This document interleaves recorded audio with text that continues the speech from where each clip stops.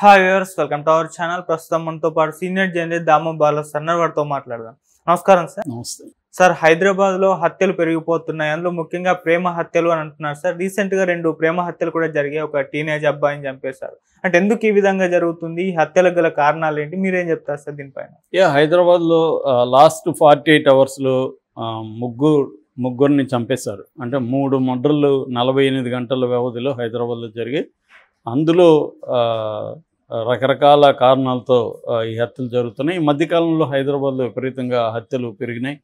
దానికి పోలీసులు కొన్ని చర్యలు తీసుకుంటామని చెప్పి షాపులంతా కూడా 10:30కి మూసేయాలి, ఇట్లాంటివి పిచ్చి నిర్ణయాలు ఏవో ప్రకటించారు. మళ్ళీ దాని మీద వ్యతిరేకత వచ్చేసరికి మేము అసలు చెప్పలేదని మళ్ళీ వాళ్ళు క్లారిఫికేషన్ ఇచ్చారు.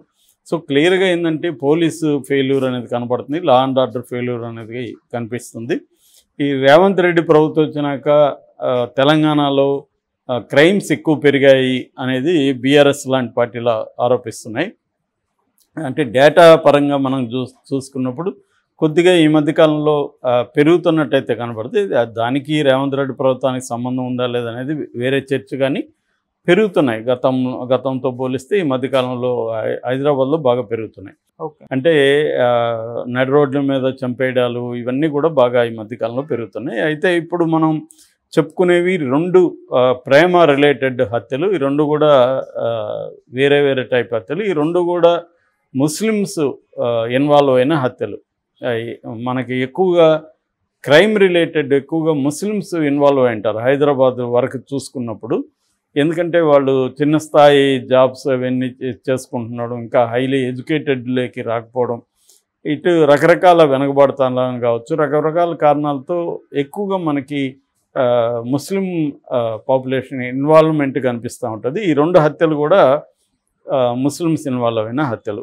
ముందుగా మనం చెప్పుకోవాల్సింది ఒక మైనర్ అబ్బాయి, 17 ఇయర్స్ అబ్బాయి. ఆ అబ్బాయిని హత్య చేశారు. అది అతి దారుణంగా హత్య చేశారు. అది ఏంటంటే అహ్మద్ అని మోసాపేట సర్కిల్లో సఫ్దర్ నగర్లో ఉంటాడు. ఆయనకు ఒక కూతురు, ఒక కొడుకు 17 ఏళ్ళు. ఆ అబ్బాయి పేరు దానిష్. సో ఈ దానిష్ అనే అబ్బాయి మాస్టర్స్ జూనియర్ కాలేజీలో ఇంటర్మీడియట్ చదువుతున్నాడు.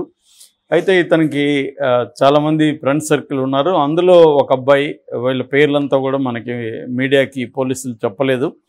ఎందుకంటే వీళ్ళల్లో 5 మంది మైనర్స్ ఉన్నారు. మైనర్స్ పేర్లు చెప్పొద్దని సుప్రీంకోర్టు ఉంది కాబట్టి సో చెప్పలేదు. నిజానికి ఈ అబ్బాయి పేరు కూడా చెప్పుండకూడదు, ఇతను కూడా మైనరే. సో ఏదేమైనా ఇది దానిష్ అని, నేను అందుకని పూర్తి పేరు చెప్పలేదు, దానిష్ అని మాత్రం చెప్పాను. సో ఈ అబ్బాయి ఒక సఫ్దర్ నగర్లో ఉండే ఒక రౌడీ షీటర్ కొడుకుతో ఫ్రెండ్షిప్ ఉంది. వీళ్ళంతా బ్యాచ్మేట్స్. సో ఈ రౌడీ షీటర్ కొడుకు ఒక అమ్మాయిని పెళ్లి చేసుకోవాలనుకుంటున్నాడు. కానీ ఆ అమ్మాయి ఈ దానిష్తో తిరుగుతుంది క్లోజ్గా. మామూలుగా చాలాసార్లు చెప్పుకున్నాం, ఇవాళ అమ్మాయిలు ఒకే అబ్బాయిలతో తిరగట్లేదు, ఒకేసారి వాళ్ళు మల్టీ ట్రాక్స్లో ఉంటున్నారు. అంటే 2-3 అబ్బాయిలతో కూడా వాళ్ళు క్లోజ్గా ఉండడం అది జరుగుతుంది. అంటే నువ్వు నేను అన్నట్టుగా సినిమాల్లో మాత్రమే ఆ లవ్ ఉంటుంది తప్ప రియల్గా నాకు అందుకనే లవ్ స్టోరీలు చూస్తూ నవ్వు వస్తూ ఉంటుంది. వీళ్ళిద్దరే ప్రేమించుకుంటున్నారా, ఈ అమ్మాయి ఇంకొకరిని ప్రేమించదా, ఆ అబ్బాయి ఇంకొకరిని ప్రేమించడా అనిపిస్తూ ఉంటుంది. ఎందుకంటే రియల్ లైఫ్లో అలా ఉంది మనకి. ఎక్కడ ఒకరు ఒకరిని ప్రేమించుకోవడం అనే కాన్సెప్ట్ సినిమాలో తప్ప రియల్ లైఫ్లో కనబడదు. అలాగే ఈ అమ్మాయి కూడా ఈ అబ్బాయితో క్లోజ్గా ఉంది, దానిష్తో. దాంతో వీడికి కోపం వచ్చింది, రౌడీ షీటర్ కొడుక్కి కోపం వచ్చి దానిష్ని అనేకసార్లు వార్నింగ్ ఇచ్చాడు. రీసెంట్గా కూడా వార్నింగ్ ఇచ్చాడు, నువ్వు కానీ నా గర్ల్ ఫ్రెండ్తో తిరిగామంటే నేను చంపేస్తానని వార్నింగ్ ఇచ్చాడు. మేబీ అబ్బాయి కూడా మనకి తెలుసు ఏజ్ గ్రూపులో ఎలా ఉంటుంది, ఒక రెబల్ నేచర్ ఉంటుంది, దేన్ని కేర్ చేయని ఒక ఇది ఉంటుంది. రెండోది పరిస్థితుల్ని ఆకలింపు చేసుకొని అర్థం చేసుకొని ఒక మెచ్యూరిటీ ఉండదు. ఎక్కువగా ఎన్పాచ్యువేషను, అట్రాక్షను, ఒక రెబలియస్ నేచరు, అమ్మాయిలతో తిరగడం కూడా ఒక రెబల్ లాగా ఫీల్ అవుతారు. రెండోది ఆ అమ్మాయి కూడా, అమ్మాయి కంట్రోల్ వీడు ఆ అమ్మాయిని కంట్రోల్ చేయలేడు, ఎవరు మన రౌడీ షీటర్ కొడుకు. కాబట్టి వీడి మీద ఎక్కువ ప్రెజర్ పెట్టాడు. దాంతో ఆ అబ్బాయి వినట్లేదు. కాబట్టి ఈ రౌడీ షీటర్ కొడుకు ఏం చేశాడంటే, వీడికి ఆల్రెడీ వాళ్ళ ఇంట్లో వాళ్ళ నాన్న జైలుకి వెళ్ళడాలు, పోలీస్ స్టేషన్ ఇవన్నీ ఎక్స్పోజర్ వచ్చి ఉంటుంది. అంటే క్రైమ్ ఎలా చేయాలి, చేసినాక కూడా ఏం చేయాలో ఈ అబ్బాయికి మొత్తం తెలుసు. అందువల్ల వాళ్ళ నాన్న అనుభవం నుంచి తను నేర్చుకొని ఏం చేశాడంటే వీడిని ఎలా చంపాలి ఏంటి అనేది ముందు ఒక స్కెచ్ చేశాడు. ఓకే. ఆ స్కెచ్ చేసి ఏం చేశాడంటే వీడ క్లోజ్ ఫ్రెండ్స్ ద్వారా ఫోన్ చేయించి సరదాగా రారా కలుద్దామని చెప్తే 22వ తేదీ ఈవినింగ్ అబ్బాయి వెళ్ళాడు దానిష్. వెళ్ళినాక వీళ్ళు బోరబండ రైల్వే స్టేషన్ దగ్గరికి తీసుకెళ్ళి వీళ్ళకంతా గాంజా బ్యాచ్ కూడా వీళ్ళు. సో గాంజా తీసుకొని అందరూ గాంజా పీల్చారు. పీల్చిన తర్వాత ముందుగా ప్లాన్ చేసుకొని గాంజా పీల్చారు, బీర్లు కూడా తాగారు. సో ఆ బీరు బాటిల్తో ఇతన్ని పొడిచారు. ఇతను కొంచెం పెనుగులాడాడు, కానీ ఇతను ఆ బీరు బాటిల్తో చనిపోలేదు, పడిపోయాడు కింద, చనిపోలేదు. దాంతో గొంతు పిసికి చంపేశారు. చంపినాక ముందే వీళ్ళు ప్లాన్ చేసుకున్నట్టుగా ఆ శవాన్ని తీసుకెళ్ళి రైలు పట్టాల మీద పడుకోబెట్టారు. అంటే వాళ్ళ ప్లాన్ ఏంటంటే ఇది యాక్సిడెంట్ లాగా, అతను ఏదో రైలు క్రాస్ చేస్తుంటే ట్రైన్ వచ్చి గుద్దేసింది, యాక్సిడెంట్ లాగా చూపించాలనేది వాళ్ళ ప్లాను. సో అలాగే వాళ్ళు బాడీని అక్కడ వేసేసారు, వెళ్ళిపోయారు. సో ఇక్కడ వీళ్ళ నాన్న ఏం చేశాడంటే అహ్మద్, ఆయన ఏం చేశారంటే ఈ అబ్బాయి 22వ తేదీ ఈవినింగ్ వెళ్ళాడు, బయటికి రాలేదు. విచారిస్తే ఎక్కడ ఎవరింటికి పోయాడు, ఎవరి ఫ్రెండ్స్ ఎక్కడ దొరకలేదు. దాంతో నైట్ అంతా వస్తారేమో అని చూశాడు, నైట్ రాలేదు. సో టెన్షన్తో మార్నింగే లేచి వెళ్ళి పోలీస్ స్టేషన్లో కంప్లైంట్ ఇచ్చాడు. అల్లాపూర్ పోలీస్ స్టేషన్, అది అల్లాపూర్ పోలీస్ స్టేషన్లో వెళ్ళి కంప్లైంట్ ఇచ్చాడు. ఇట్లా నా కొడుకు కనబడలేదని. వాళ్ళు మామూలుగా మిస్సింగ్ కేసుగా నమోదు చేసుకున్నారు. ఫోటో కానీ పోలికలంతా దగ్గరగా ఉన్నాయని చెప్పి వాళ్ళకి ఇన్ఫామ్ చేస్తే తండ్రి, తల్లి, వాళ్ళ సిస్టరు వాళ్ళందరూ వచ్చి చూస్తే ఈ అబ్బాయి, వాళ్ళు ఇంకా బోరున విలిపించారు. ఇలాగా అంటే సరే వీళ్ళు హత్య కేసు కింద నమోదు చేసుకున్నారు.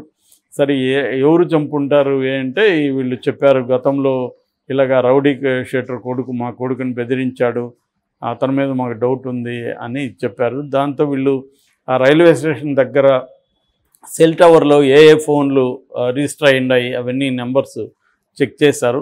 సో అందులో ఈ రౌడీ షీటర్ ఫోన్ కూడా ఉంది. దాంతో అతను పట్టుకున్నారు. అతను కన్ఫెస్ అయ్యి ఇదంతా చెప్పాడు. దాంతో 10 మంది ఇన్వాల్వ్ అయినారు. 10 మందిలో 5 మంది మైనర్స్. సో ఈ 10 మందిని కూడా కోర్టులో ప్రొడ్యూస్ చేస్తే 5 మందికేమో రెగ్యులర్ జైల్లోకి రిమాండ్కి ఇచ్చారు. మిగతా 5 మందినేమో జువనైల్ హోమ్ ఉంటుంది కదా, జువనైల్ హోమ్కి పెట్టారు వీళ్ళు. సో ఇది ఒక లవ్కి సంబంధించిన హత్య. అంటే ఒక అబ్బాయి, టీనేజ్ అబ్బాయి ఇంకొక టీనేజ్ అమ్మాయిని లవ్ చేస్తుంటే ఆ అమ్మాయి ఇంకొకటితో తిరుగుతుంటే వాడిని చంపేయడానికి వీళ్ళు ప్లాన్ చేసి చంపేసిన పరిస్థితి. ఇక రెండవది అది వచ్చి నార్సింగ్ గోల్కొండ దగ్గర జరిగింది. ఇజాయిత్ అలీ అని సాఫ్ట్వేర్ ఇంజనీర్గా దుబాయ్లో పనిచేస్తున్నాడు. అతను హైదరాబాద్ వచ్చాడు. అతను ఇక్కడ ఒక అమ్మాయిని లవ్ చేస్తున్నట్టుగా తెలిసింది. సో ఆ గొడవల్లో ఏం చేస్తారంటే కొంతమంది కారులో వచ్చి అతన్ని గొంతు కోసేసి చంపేసి వెళ్ళిపోయారు. అందులో 2 అబ్బాయిలు, ఒక అమ్మాయి కూడా ఇన్వాల్వ్ అయింది. అది ఇంకా డీటెయిల్స్ పోలీసులు ఇంకా పసిగట్టలేదు. అంటే అదైతే లవ్కి సంబంధించిన హత్య అని చెప్తున్నారు. అది కూడా ఇక్కడ ఆల్రెడీ ఎవరో గర్ల్ ఫ్రెండ్ని ఆ అబ్బాయి ఫోన్లో అంతా ఇది చేస్తున్నాడు, లవ్ చేస్తున్నాడు. దాంతో వాళ్ళిద్దరు మాట్లాడుకుంటున్నారు. దాంతో ఆ అబ్బాయికి సంబంధించిన ట్రాప్ చేసి ఈ అమ్మాయి ద్వారానే అబ్బాయిని హైదరాబాద్ పిలిపించి ఇలా చేశారు అనేది వెర్షన్ అనమాట.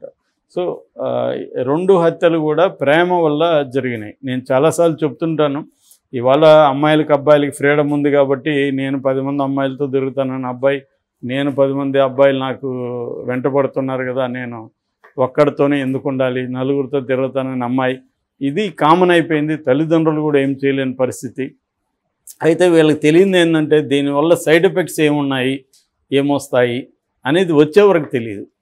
అందువల్ల కొంతమందికి రాకుండానే వాళ్ళ లైఫ్స్ బాగానే ఉండొచ్చు, ఎంజాయ్ చేయొచ్చు, వాళ్ళు హ్యాపీగానే ఉండొచ్చు. కానీ కొంతమందికి అలా ఉండట్లేదు. దీనివల్ల ఏంటంటే ఎవరో ఒకరు హర్ట్ అవ్వడం ఈ రిలేషన్షిప్స్లో. ఇప్పుడు ఒక అమ్మాయి 2 అబ్బాయిలతో తిరుగుతుంది అనుకో, అందులో ఒకడు హర్ట్ అవుతాడు, ఒకడు ఈగో హర్ట్ అవుతుంది, మేల్ ఈగో. సో వీడు ఆ అమ్మాయిని చంపడము, ఆ అబ్బాయిని చంపడము, లేకపోతే తను చనిపోవడము, ఏదో ఒకటి వైలెంట్గా ఇది ఎండ్ అవుతుంది. ఓకే. సో అందుకని రిలేషన్షిప్స్లోకి ఎంటర్ అవుతున్నప్పుడు దీని కాన్సిక్వెన్సెస్ ఎలా ఉంటాయి, సైడ్ ఎఫెక్ట్స్గా ఏం జరగచ్చు, ఇది థింకింగ్ అనేది ఇంపార్టెంట్. థింక్ కాకుండా ఓన్లీ ఎమోషనల్ డ్రైవ్ చేసుకొని వెళ్ళిపోతే మాత్రం ప్రాబ్లం వస్తుంది. సో తల్లిదండ్రులు కానీ మిగతా చుట్టూ ఉన్న ఫ్రెండ్స్ కానీ వాళ్ళకి ఇది చెప్పగలగాలి, గైడ్ చేయగలగాలి.